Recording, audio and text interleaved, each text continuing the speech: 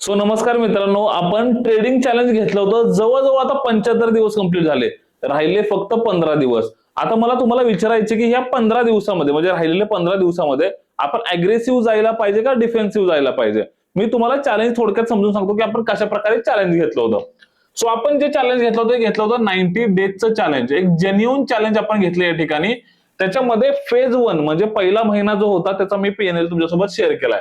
So phase 1 जे होता ह्या महिन्यामध्ये आपण ना अग्रेसिव्ह ट्रेडिंग केलं होतं. थोडंसं अग्रेसिव्ह ट्रेडिंग केलं. आफ्टर दॅट मी तुम्हाला इथं पीएनएल पण शेअर केला होता.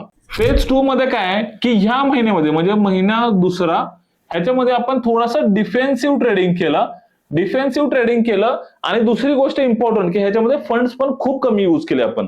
आता थर्ड फेज चालू आहे. ह्याच्यामध्ये आपण एक वेगळी स्ट्रॅटेजी यूज करतोय. प्रत्येक महिन्यामध्ये थोडंसं डिफरंट ट्रेडिंग आपण केलंय, पण ह्या महिन्यामध्ये म्हणावे असे रिटर्न्स नाही बनले मित्रांनो. सो दॅट्स वाय आता 15 दिवस राहिलेत.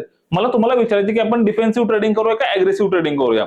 सो आपण हे जे चॅलेंज घेतलं ना मित्रांनो, 2 महिने ऑलमोस्ट कंप्लीट झाले, 2 महिन्यापेक्षा जास्त झाले. एक जेन्युइन चॅलेंज घेतलं. एक छोटासा क्वेश्चन तुमच्यासाठी आहे, जे पण जेन्युइनली फॉलो करतात या चॅलेंजला त्यांना याचा डेफिनेटली आन्सर येणार आहे. सो तुमच्यासाठी प्रश्न हा आहे मित्रांनो की फेज 2 मध्ये म्हणजे दुसऱ्या महिन्यामध्ये आपण किती ट्रेडिंगचे दिवस स्किप केले होते. त्याच्यासोबतच पीएनएल मी तुम्हाला दाखवलं नव्हतं ना, तर पीएनएल एक गेस करा की किती पर्सेंटेज बनला होता किंवा किती तुम्ही नंबर मध्ये पण सांगू शकता. आणि ज्या पण लोकांचं मित्रांनो आन्सर थोडंसं अॅक्युरेट असेल ना, त्या 10 लोकांना मी ना ट्रेडिंगचे एक बुक माझ्याकडून गिफ्ट करणार आहे. सो सगळ्यांनी ह्याच्यावरती आन्सर करायचे मित्रांनो. ह्याच्यावरून आपल्याला हे समजतं की आपल्या चॅनलला किती लोक फॉलो करतात आणि जेन्युइनली आपल्या चॅलेंजला किती लोक फॉलो करतात. आणि व्हाईट बोर्ड वरती तुम्हाला व्हिडिओ बघायला आवडेल का मला नक्की कळवा मित्रांनो. चला बाय बाय, जय महाराष्ट्र.